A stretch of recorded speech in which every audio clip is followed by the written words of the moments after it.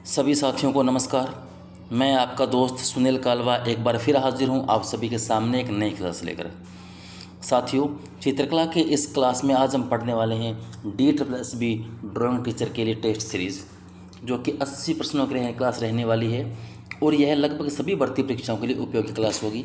महत्वपूर्ण प्रश्न हैं, संभावना रहती है कि ये आपके एग्ज़ाम में आएंगे, तो आप इन प्रश्नों को एक बार ज़रूर देख लें एग्ज़ाम से पहले। आज का पहला प्रश्न इस प्रकार है, किस राजा के संरक्षण में पहाड़ी लघु चित्रशैली की कांगड़ा उपशैली अपने चरमोत्कर्ष या प्रकाष्ठा पर पहुंची है? यानी यहाँ पर आपसे पूछा गया है कांगड़ा जो शैली है वह चरमोत्कर्ष पर थी, तो किस राजा के समय में थी? तो सही उत्तर आपका होगा ऑप्शन बी, राजा संसार चंद के समय में। किस कला इतिहासकार ने भारतीय लघु चित्र शैली में घराना शैली को पहचाना था? तो ये थे BN गोस्वामी। हुसैन द्वारा उपयोग किया जाने वाला सबसे आम जानवर कौन सा है? तो घोड़ा जो है सबसे आम जानवर है उनके चित्रों में। दिए गए विकल्पों में से उस चित्रकार की पहचान करें जो विकर्ण श्रृंखला के लिए प्रसिद्ध है। विकर्ण श्रृंखला के लिए जो चित्रकार प्रसिद्ध है उस चित्रकार की आपको पहचान करनी है, तो वो चित्रकार है आपके तैयब मेहता। उस चित्रकार का नाम बताइए जिसने काली श्रृंखला चित्रित की है। जो काली श्रृंखला चित्रित करने वाले व्यक्ति जो हैं, कलाकार जो है हमारे तैयब मेहता है, option number C. Jantar Mantar का निर्माण किसने करवाया था? जंतर मंतर का निर्माण जो है सवाई जय सिंह द्वितीय के द्वारा करवाया गया है। निहाल चंद किस शैली के चित्रकार थे? तो निहाल चंद है वह किस शैली के चित्रकार थे? तो ये किशनगढ़ शैली के चित्रकार थे, जो राजस्थानी शैली का उपशैली है। राजस्थान चित्र शैली के अंतर्गत ये शैली आती है। राजस्थान शैली के अंदर ही खास तौर से मारवाड़ के अंदर आती है। प्राचीनतम राजस्थानी शैली कौन सा है? राजस्थान स्कूल सबसे प्राचीनतम कौन सा है? ऑप्शन आपके सामने है किशनगढ़, कोटा, बूंदी और मेवाड़। तो ये चारों के चारों ही राजस्थानी शैली के स्कूल है, राजस्थानी शैली के केंद्र है। लेकिन यहाँ पर प्रश्न पूछा सबसे प्राचीनतम कौन सा है, तो मेवाड़ आपका सबसे प्राचीनतम है। तो ऑप्शन डी आपका सही उत्तर होगा।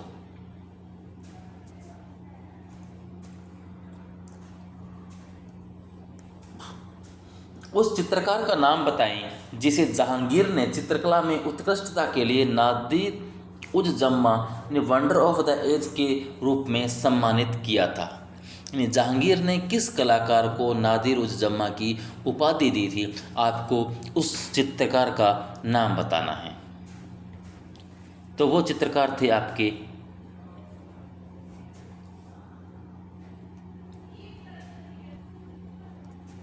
अबुल हसन।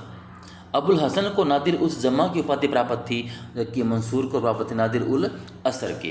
यानी इस प्रकार आप याद रखें, असर मसर, नादिर उल असर जो आएगा वह होगा मंसूर के लिए और नादिर उज जम्मा है वह अबुल हसन के लिए। तो इन दोनों को इस प्रकार की उपाधियाँ प्रदान की गई थी। चिनार वृक्ष पर गिलहरियाँ चित्र में गिलहरियाँ बनाने वाले कलाकार का नाम बताइए। यानी चिनार वृक्ष पर गिलहरियाँ जो चित्र बना हुआ है ये दो लोगों ने मिलकर बनाया है। एक व्यक्ति ने गिलहरियाँ जो प्रश्न पूछा है ये गिलहरियाँ बनाई है और एक ने चिनार वृक्ष बनाया है। तो यहाँ पर पूछा है गिलहरियाँ किसने बनाई है? तो गिलहरियाँ बनाई थी अबुल हसन ने। सही उत्तर होगा option number A, Abul Hasan. और जो चिनार वृक्ष है वह उस्ताद मंसूर ने बनाए थे। यह वृक्ष जो है वह मंसूर बनाते हैं।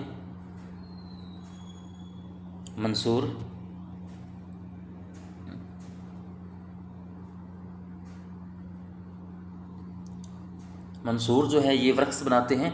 चिनार वृक्ष मंसूर के द्वारा बनाया गया है और गिलहरियाँ बनाई गई है अबुल हसन के द्वारा। सही उत्तर होगा ऑप्शन नंबर आपका ए।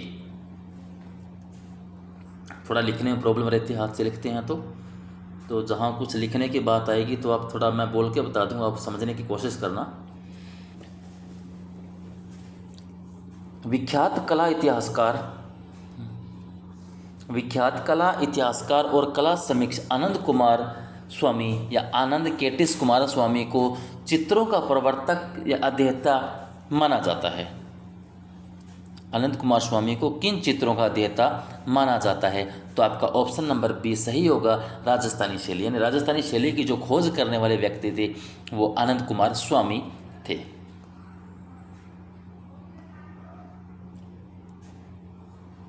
मुगल काल में जानवरों और पक्षियों के चित्रण का विशेषज्ञ कौन था? यानी मुगल काल के अंदर कौन सा व्यक्ति था जो जानवरों के और पक्षियों के चित्र बनाने में सिद्धहस्त कलाकार था, विशेष प्रसिद्ध था? तो वो आपके उस्ताद मंसूर थे। किसी वस्तु के स्पर्श से हुआ विशिष्ट अनुभव जो है वह क्या कहलाता है? यानी किसी वस्तु को जब छूकर हम देखते हैं तो उससे हमें जो ज्ञान होता है, अनुभव प्राप्त होता है, उसको हम क्या कहते हैं? तो उसे हम कहते हैं पोत या टेक्सचर।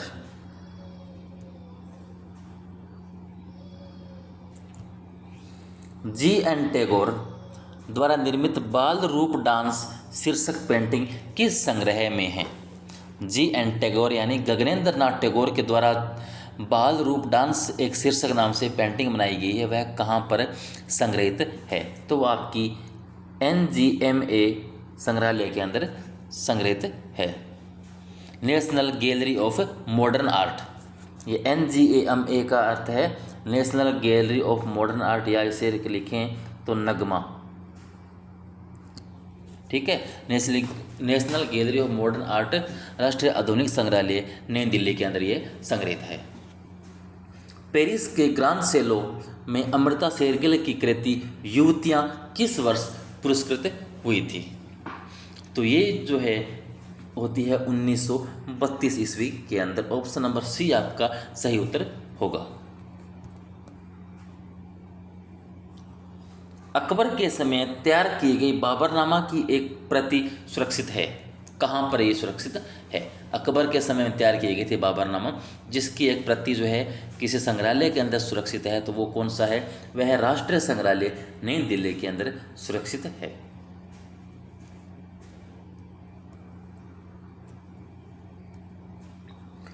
अकबर के काल में सर्वाधिक विकास किन चित्रों का हुआ था?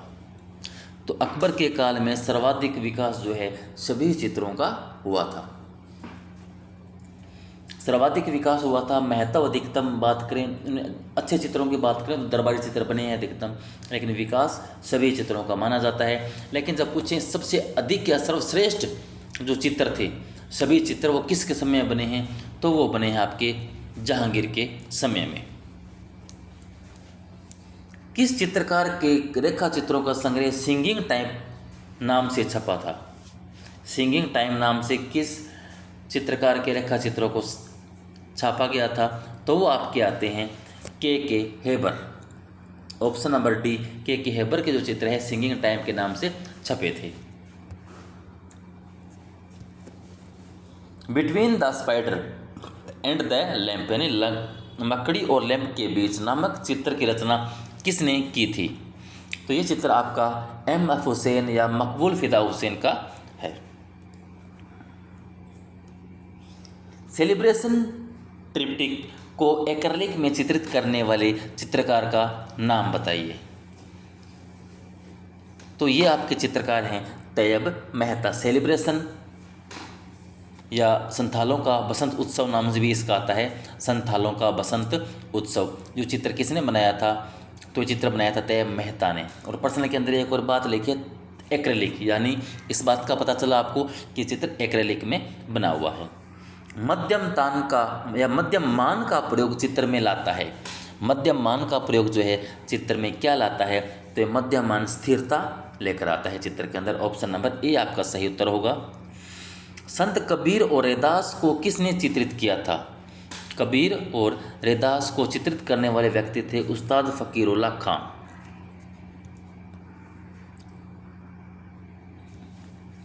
निम्नलिखित में से कौन सा सचित्र ग्रंथ प्रारंभिक मुगल शैली का है? निम्नलिखित में से कौन सा सचित्र ग्रंथ जो है प्रारंभिक मुगल शैली का है?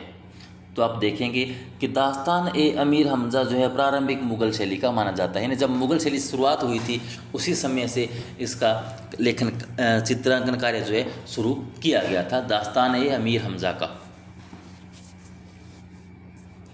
इनमें से किस चित्रकार ने लास्ट सपर चित्रित की थी? लास्ट सपर जो चित्र है, जिसको अंतिम भोज कहा जाता है, ये किस चित्र ने बनाया था? तो ये चित्र बना हुआ है एम.एफ. हुसैन के द्वारा चित्र बनाया गया है। 1610 ईस्वी में 1610 ईस्वी से लेकर 1620 ईस्वी के मध्य गोलकुंडा में कौन सी सचित्र पोथी चित्रित की गई थी? तो ये आपकी पुस्तक है दीवान ए हाफिज। दीवान ए हाफिज से 1610 से 1620 के मध्य चित्रित की गई थी। गोलकुंडा उपशैली है। गोलकुंडा जो है किसकी उपशैली है? तो यह दक्षिणी शैली की है। दक्षिणी शैली या दक्कन शैली जो कहते हैं, इसकी उपशैली है गोलकुंडा। कौन सी जगह इंडस वैली सभ्यता के नाम से संबंधित नहीं है? यानी सिंधु घाटी सभ्यता, इंडस वैली का मतलब है सिंधु घाटी सभ्यता, और सिंधु घाटी सभ्यता से संबंधित नहीं है तो भीलवाड़ा, धोलावीरा, राखीगढ़ी या हड़प्पा, तो ये तीनों तो शामिल है सिंधु घाटी सभ्यता के अंदर। जो भीलवाड़ा है यह कोई स्थान नहीं है सिंधु घाटी सभ्यता का, तो सही उत्तर हो जाएगा आपका ऑप्शन नंबर ए। व्यक्ति चित्रों को किस शैली में बहुतायत से चित्रित किया गया है? तो व्यक्ति शैली के अंदर, व्यक्ति शैली के जो चित्र है, व्यक्ति चित्र जो है, क्षमा कीजिएगा, व्यक्ति चित्र जो है किस शैली में बनाए गए हैं? तो मुगल शैली के अंदर सबसे अधिक व्यक्ति चित्र बनाए गए हैं। रोदानी पिएटा नामक मूर्ति को किसने बनाया था? रोदानी पिएटी जो है, पिएटा है, ये मूर्ति किसने बनाई थी? तो ये मूर्ति बनाने वाले व्यक्ति थे माइकल एंजेलो। कुछ एक दो प्रश्न इसके अंदर पश्चिमी कला के डाले गए हैं, हालांकि बहुत बड़ा पश्चिमी कला का मैटर इसमें नहीं है, नहीं आता है, इस बार सिलेबस के अंदर भी नहीं दिया गया है, लेकिन क्या पता हो सकता एक आधे प्रश्न वो बाहर के ऐसे डाल दें, तो थोड़ा पता आप इनको देख लोगे तो ठीक रहेगा। अगर ये ज़्यादा याद भी नहीं होते तो इन पर कन्फ्यूज़ होने की ज़रूरत नहीं है, सिलेबस के अनुसार चलें तो इन्हें 2-3 प्रश्नों का स्किप कर सकते हैं। माइकल एंजेलो को किस गिरजाघर का मुख्य स्थापति बनाया गया था? तो माइकल एंजेलो को सिस्टाइन गिरजाघर, सिस्टाइन जो गिरजाघर है वहाँ का मुख्य स्थापति बनाया गया था। त्रिमूर्ति मूर्ति निम्न में से किस गुफा में है? जो त्रिमूर्ति है वह एलिफेंटा गुफा के अंदर स्थित है। जो एलिफेंटा है मुंबई, धारापुरी मुंबई के अंदर स्थित है।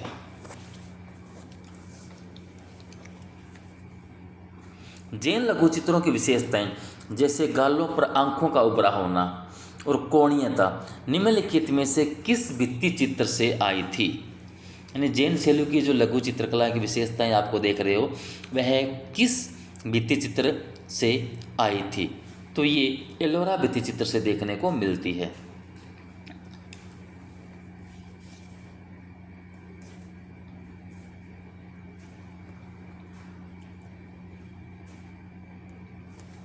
निम्नलिखित में से कौन सी गुफा अजंता गुफा के समान है? निम्नलिखित में से कौन सी गुफा जो है अजंता गुफा के समान मानी जाती है? तो वो आपकी गुफा संख्या, गुफा सिगिरिया, ऑप्शन नंबर डी जो है अजंता गुफा के समान मानी जाती है। बाघ की तीसरी गुफा का नाम क्या है? बाघ की तीसरी गुफा का नाम क्या है? हाथी खाना। इसको याद करने के लिए मैंने एक ट्रिक बना रखी है, इसे अगर आप याद रखें तो अच्छे से याद होगा। आप इस लाइन को इस प्रकार याद रखें कि 500 पांडव, घर से 500 पांडव हाथी पर बैठकर रंग महल की पाठशाला गए। घर से पहले देखना आपको घर, फिर 5 पांडव, उसके बाद हाथी पर बैठकर फिर रंग महल की पाठशाला गए, फिर रंग महल कीजिए, फिर आप कीजिए पाठशाला। तो ये 500 गुफा होगी। नंबर 1 घर से होगा गृह गुफा, 5 पांडु से नंबर 2 वाली गुफा होगी 5 पांडु, हाथी से हाथी खाना तीसरी गुफा होगी, और रंग महल से चौथी गुफा हो गई, और 5वीं पाठशाला है तो 5वीं गुफा पाठशाला होगी। तो ये लाइन अगर आप ऐसे याद कर लेते हैं कि घर से 500 पांडव हाथी पर बैठकर रंग महल की पाठशाला गए, तो आपको इनका क्रम याद हो जाएगा और कभी भूलेंगे नहीं, रट्टा मारने की ज़रूरत नहीं पड़ेगी आपको। एक लाइन के अंदर 500 गुफाओं के नाम याद हो जाएंगे और उनका क्रम भी याद हो जाएगा। तो जैसे तीसरा प्रश्न पूछा है तीसरी गुफा का नाम, तो पहली गुफा का पूछा जा सकता है, 5वीं का पूछा जा सकता है, दूसरी गुफा का पूछा जा सकता है। अगर आपने इस प्रकार क्रम से याद कर लिए तो आपको कोई ज़्यादा दिक्कत नहीं आएगी। तो आपका ऑप्शन नंबर 1 यहाँ पर सही उत्तर होगा।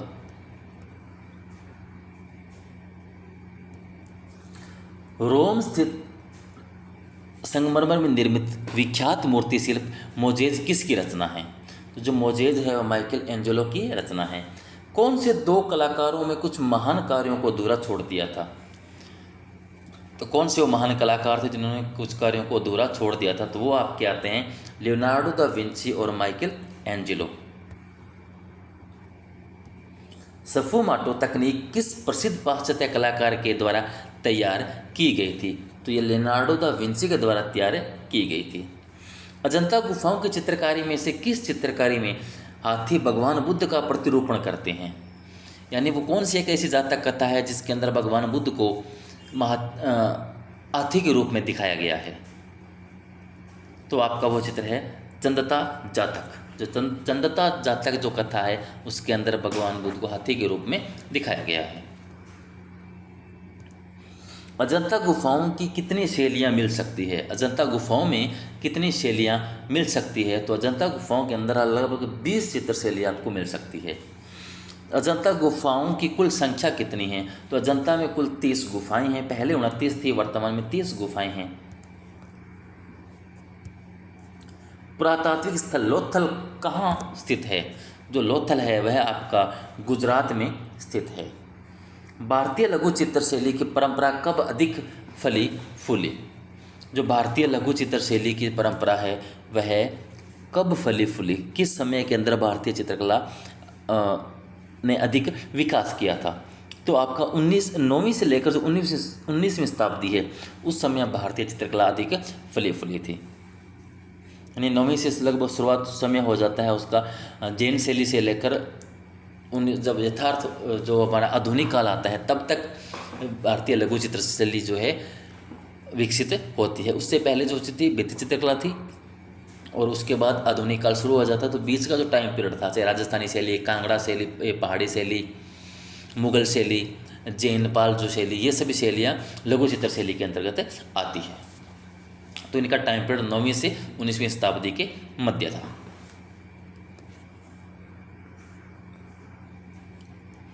अजंता गुफा विषय को कितने भागों में बांटा गया है? अजंता गुफा के जो विषय है वह 3 भागों में बांटे गए हैं।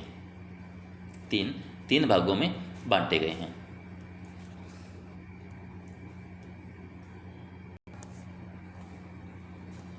तो 3 विषय वो है एक है आपका अलंकारिक, दूसरा है रूपभेदिक और तीसरा है जातक कथाएं। तो ये 3 प्रकार के भागों में अजंता के चित्रों को बांटा गया है, या अजंता चित्रों के विषयों को 3 विषय को 3 भागों में बांटा गया है। गुप्तकालीन अजंता जो है किससे समर्पित है? तो ये अजंता जो है बुद्ध को समर्पित है। रेखाओं द्वारा भाव प्रदर्शन किस शैली की विशेषता है? रेखाओं के द्वारा भाव प्रदर्शन करना जो है हमारी अजंता शैली की विशेषता है। भित्ति चित्रण पद्धति का प्रारंभ हुआ था। जो भित्ति चित्रण की पद्धति है उसका प्रारंभ आपका अजंता की गुफाओं से होता है। अजंता की जातक कथाएं व्यक्त करती है आलेखन का, बुद्ध के जीवन का, पशु पक्षियों का, इनमें से कोई नहीं। तो जो अजंता की कथाएं हैं, अजंता की जातक कथाएं हैं, भगवान बुद्ध के जीवन को दर्शाती है, व्यक्त करती है। राजा रवि वर्मा किस कला माध्यम के लिए प्रख्यात है? तो राजा रवि वर्मा जो है आपके तेल चित्रकारी के लिए विश्व प्रसिद्ध है। मशहूर चित्रकला शकुंतला के बारे में सही जवाब का चयन करें। सही जवाब कौन सा है? देखिए, पीछे की ओर मुड़कर कांटा हटाने का बहाना करती हुई महिला है कि एक महिला और हंस है, तो क्या वह शकुंतला का चित्र है? एक दीपक के साथ एक महिला है, या हाथ में वीणा लिए एक महिला है? तो इनमें से कौन सा जो चित्र है वह सही रूप से शकुंतला का चित्र माना जाता है। तो आपका सही उत्तर होगा ए, ऑप्शन नंबर ए। यानी पीछे की ओर मुड़कर कांटा हटाने का जो बहाना करती है एक महिला का आप चित्र देखते हो। एक ऐसा चित्र है जिसके अंदर एक महिला को दिखाया गया है, वह पीछे मुड़कर अपने पैर का कांटा निकालने की कोशिश कर रही है, सब बहाना दिखा रही है कि मैं कांटा निकाल रही हूँ। तो वो जो चित्र है वह शकुंतला का माना गया है। तेल चित्रण विधि से चित्र बनाने वाले विख्यात भारतीय चित्रकार कौन थे? तो विख्यात भारतीय चित्रकार राजा रवि वर्मा ही थे। चित्रकार राजा रवि वर्मा को निम्नलिखित में से किसने प्रोत्साहन दिया था? तो राजा रवि वर्मा को किसने प्रोत्साहन दिया था? तो अंग्रेजी शासन के अंदर भी उनको प्रोत्साहन मिला था। यहाँ पर देखिए आप, क्योंकि हैदराबाद के निज़ाम नहीं थे, मैसूर के नहीं थे, शोलापुर के भी नहीं थे, अंग्रेजी शासन ही ऑप्शन में मिलता है। इन्होंने केरल के अंदर में काम किया था, केरल में त्रावणकोर के राजा थे, वहाँ के अंडर काम किया था, लेकिन यहाँ ऑप्शन में नहीं है, केवल अंग्रेजी शासन है। और ये बात भी सही है कि अंग्रेज़ों के कहने पर उन्होंने काफ़ी सारे चित्र भी बनाए थे।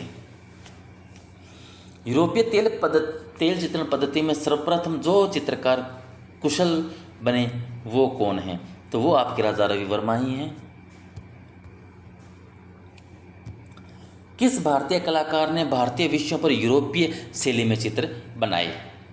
तो आपके फिर सही ऑप्शन आपका होगा option number D, Raja Ravi Varma. भारतीय चित्रकला में सर्वप्रथम छतों पर बने चित्रों के उदाहरण किस गुफा से प्राप्त होते हैं?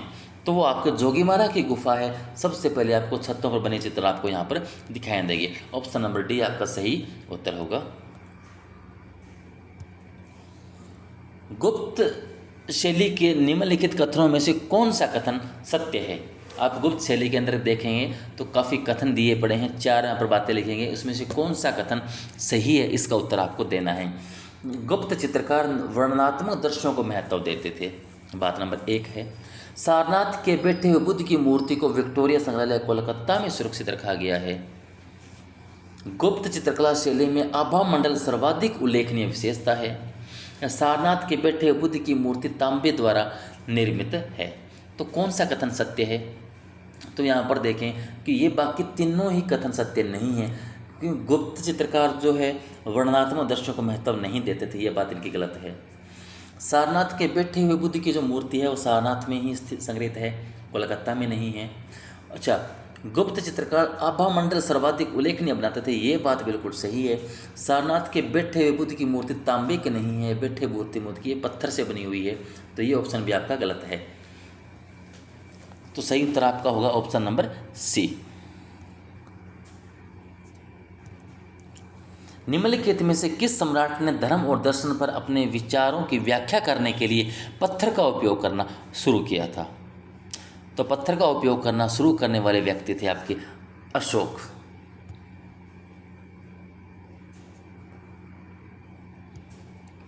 प्रस्तर उत्कीर्ण वास्तुकला का प्रथम साक्ष्य कहाँ मिलता है?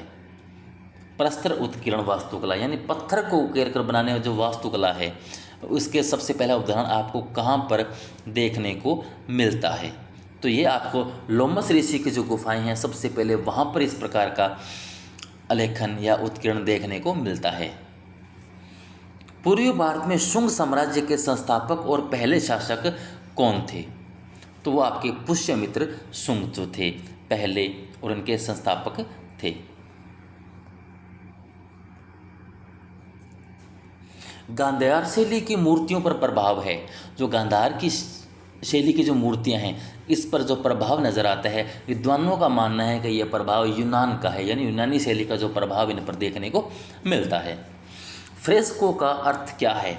फ्रेस्को का अर्थ क्या है? भित्ति चित्र, भित्ति चित्रण की विशेष पद्धति, लघु चित्र या अर्ध चित्र। तो जो भित्ति चित्रण की एक विशेष विधि है उसको फ्रेस्को के नाम से जाना जाता है। निम्नलिखित में से स्केच में क्या दिखता है? जो स्केच करते हैं उसमें अब क्या दिखता है? रेखीय गुण दिखता है, तान है, पोत है, बिंदु है। तो आप देखेंगे स्केच के अंदर केवल आपको रेखीय गुण नजर आता है। चीनी चित्रकला षडंग जो है किसने लिखा था? चीनी चित्रकला का जो षडंग है वह किसने लिखा था? तो वह शी हो ने लिखा था। भरत मुनि के नाट्यशास्त्र में कितने संचारी भाव है? जो भरत मुनि के नाट्यशास्त्र है वहाँ पर आपको कितने संचारी भाव देखने को मिलते हैं? तो सही उत्तर होगा आपका ऑप्शन नंबर बी, 33 संचारी भाव दिए गए हैं। आरोही क्रम के सही कालक्रम के अनुसार चुनिए। आरोही क्रम में सही कालक्रम के अनुसार आप चुनते हैं तो सही पाते हैं आप क्रोचे, फ्रायड, हेगेल और बामगार्टन। क्रोचे, फ्रायड, हेगेल और बामगार्टन का सही आरोही क्रम। आरोही क्रम का मतलब है छोटे से बड़े की ओर, यानी जो लास्ट वाले हैं और शुरुआत की तरफ आगे की तरफ बढ़ना है। नाट्यशास्त्र में कितने प्रकार के रसों का उल्लेख किया गया है? तो नाट्यशास्त्र के अंदर आप देखते हैं तो 8 प्रकार के रसों का उल्लेख किया गया है।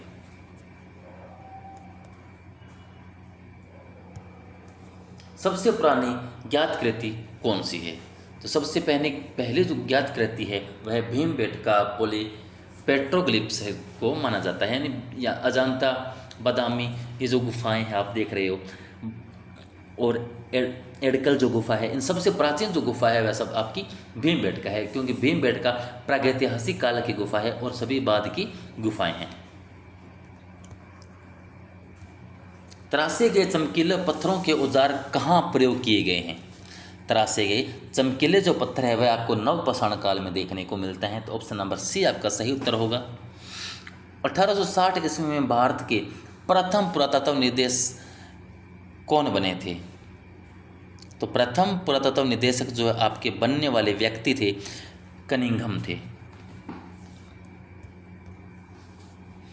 भारतीय चित्रकला का उद्भव कहाँ से होता है? चित्रकला से, चट्टान चित्रकारी से, सक्रोल चित्रकारी से या भित्ति चित्रकला से? तो आप देखते हैं कि भारतीय चित्रकला का उद्भव कहाँ से होता है? तो चट्टान चित्रकारी से, यानी गुफा पत्थर चित्रकारी, भित्ति चित्रण से, क्षमा कीजिए, जो पाषाण चित्रकला थी, गुफाओं की कला या प्रागैतिहासिक कालीन जो चित्रकला थी, वहाँ से चित्रकला का उद्भव प्रारंभ होता है। मोहनजोदड़ो से प्राप्त नर्तकी यानी डांसिंग गर्ल की जो मूर्ति है किस सामग्री से बनी हुई है? तो यह मूर्ति आपकी कांस्य की बनी हुई है, लगभग 4 सेंटीमीटर की यह मूर्ति है। डांसिंग गर्ल नामक मूर्ति किस संग्रहालय में संग्रहित है? तो यह वर्तमान में राष्ट्रीय संग्रहालय नई दिल्ली में संग्रहित है। हड़प्पा से भारत प्रसिद्ध मूर्ति शिल्प पुरुष दड़ बना है। हड़प्पा से प्राप्त एक मूर्ति शिल्प है पुरुष दड़, जो कि किस प्रकार के पत्थर से बना हुआ है? तो वह लाल चुन्ने पत्थर का बना हुआ है। लाल चुन्ने पत्थर का बना हुआ है। कालीबंगा का अर्थ क्या है? आगे प्रश्न आता है आपका, कालीबंगा का क्या अर्थ है? तो कालीबंगा का अर्थ है काली चूड़ियाँ। कालीबंगा का अर्थ क्या है? काली चूड़ियाँ। सिंधु घाटी सभ्यता किस काल से संबंधित है? तो जो सिंधु घाटी की सभ्यता है आपकी आद्य ऐतिहासिक काल से संबंधित है, यानी प्रागैतिहासिक वो काल है जिसका हमें कोई लिखित साक्ष्य नहीं मिला। ऐतिहासिक वो काल है जिसका लिखित साक्ष्य भी है, पढ़ भी सके हैं। लेकिन आद्य ऐतिहासिक काल का मतलब होता है लिखित साक्ष्य तो हमें मिला है परंतु हम उसको पढ़ नहीं पाए हैं। तो यानी सिंधु घाटी सभ्यता वैसा ही काल था। लिखित साक्ष्य हमें यहाँ से प्राप्त होता है लेकिन हम यहाँ के साक्ष्यों को या यहाँ से जो लिखित जानकारी उनको अभी तक पढ़ नहीं पाए हैं। इंद्रधनुष में कितने रंग होते हैं? तो इंद्रधनुष के अंदर आपको 7 रंग देखने को मिलते हैं। वह स्थान जिसमें स्पर्शनीय वस्तु स्थित हो कहलाता है। वह स्थान जिसमें स्पर्शनीय वस्तु स्थित हो उससे आप क्या कहते हैं? तो उसको आप अंतराल कहते हैं। अंतराल यानी स्थान है जिसको आप स्पर्श करके देख सकते हैं कि हाँ कुछ जगह है, ये यहाँ चित्र वगैरह हम बनाएंगे, तो उसको कहते हैं अंतराल। ललित कलाओं में कौन सा तत्व समान रूप से प्रयुक्त होता है? ललित कलाओं के अंदर कौन सा तत्व है जो समान रूप से प्रयुक्त होता है? तो वो आपका लय जो है वह समान रूप से प्रयुक्त होता है। ऑप्शन नंबर डी आपका सही उत्तर होगा। रंगत के हल्केपन तथा गहरेपन का द्योतक है। रंगत के हल्केपन तथा गहरेपन का द्योतक क्या है? तान है उसको हम हल्केपन व गहरेपन का द्योतक माना जाता है। आकृति की आवृत्ति द्वारा चित्र में क्या प्रभाव उत्पन्न होता है? जो आकृति की आवृत्ति है उसके द्वारा चित्र के अंदर क्या प्रभाव उत्पन्न होता है? तो वो प्रभाव उत्पन्न होता है प्रवाह। क्या होता है? प्रवाह। सिंधु घाटी में प्राप्त मोहरें बनी हैं। सिंधु घाटी के अंदर प्राप्त मोहरें हैं वह किससे बनी हैं? आप देखें वह मिट्टी की बनी हुई मोहरें हैं। सेलखड़ी भी कहते हैं, मिट्टी भी कहते हैं, जिसको टेराकोटा नाम भी जाना जाता है, यानी पकी हुई मिट्टी की जो बनी हुई मोहरें हैं आपको सिंधु घाटी सभ्यता से प्राप्त होती है। तो दोस्तों आज के लिए बस इतना ही। कैसे लगी आज आपको मेरी क्लास? अगर आपको मेरी क्लास पसंद आती है तो प्लीज़ मेरे चैनल को सब्सक्राइब करें, अपने दोस्तों को शेयर करें, जुड़े रहें, पढ़ते रहें, मस्त रहें। धन्यवाद।